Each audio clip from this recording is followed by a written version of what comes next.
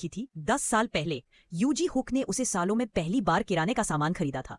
Kong जी हल्की सी मुस्कुराई। ऐसी गर्मजोशी उसके जीवन में दुर्लभ थी। उसे सच्चाई का पता चला। कैंसर से ग्रस्त भविष्य कोई बुरा सपना नहीं था और उसे अच्छी तरह याद था कि यूजी हुक एक योग्य उत्तराधिकारी था जो अपने परिवार के उत्तराधिकारी बनने के लिए तैयार था। उसने निष्कर्ष निकाला। उसने 1 दशक पहले का दरवाजा पलट गया। उसके भविष्य के बदमाश ने चरमराकर दरवाजा खोला। पति अब उसका प्रेमी वहीं खड़ा था।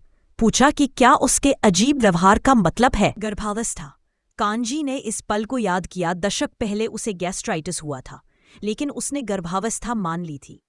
धोखेबाज ने दिखावा किया। चिंता उसे गर्भपात कराने के लिए प्रेरित कर रहा था और काम को प्राथमिकता देने के लिए कैंग जी ने विरोध किया कि उसने पहले ही उसके भविष्य का फायदा उठाने की योजना बना ली थी।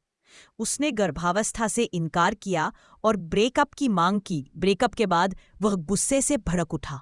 उसकी नाजुक अहंकार कांग जी द्वारा छोड़े जाने को बर्दाश्त नहीं कर सका। झगड़ा पुलिस स्टेशन तक पहुंच गया, लेकिन ऑफिसर्स ने इसे प्रेमी के झगड़े के रूप में खारिज कर दिया।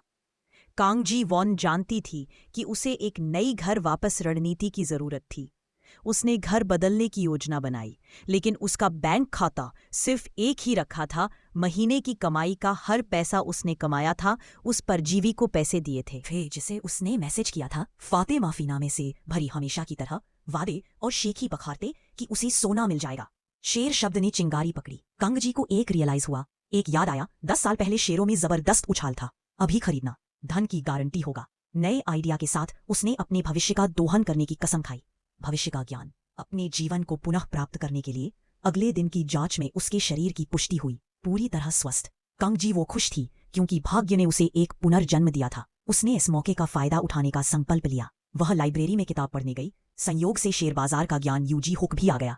कंग जी ने देखा उसकी कलाई पर एक निशान। जलने का बचाव कल उसे गर्म केतली से बचाया। गिल्टी होकर उसने यूजी हुक से माफी मांगी। मजाकिया अंदाज में उसने उससे कहा कि वह उसे कुछ खिलाए। रात के खाने के बाद ही उसे एहसास हुआ कि विशेषाधिकार प्राप्त परवरिश का आभा मंडल नहीं हो सकता, छिपा नहीं जा सकता। सूप से निकली भाप ने उसके चश्मा हटाया तो सोच रही थी कि उसने पहले कभी ध्यान क्यों नहीं दिया कि वह न सिर्फ शिष्ट था बल्कि बेहद खूबसूरत। यूजी हुक ने पूछा कि क्या उसने अपनी नौकरी छोड़ने की योजना बनाई थी।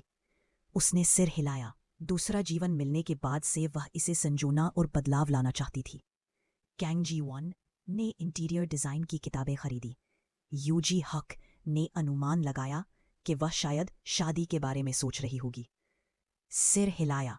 दूसरा जीवन मिलने के बाद से वह इसे संजोना और बदलाव लाना चाहती थी। उसे यह याद आया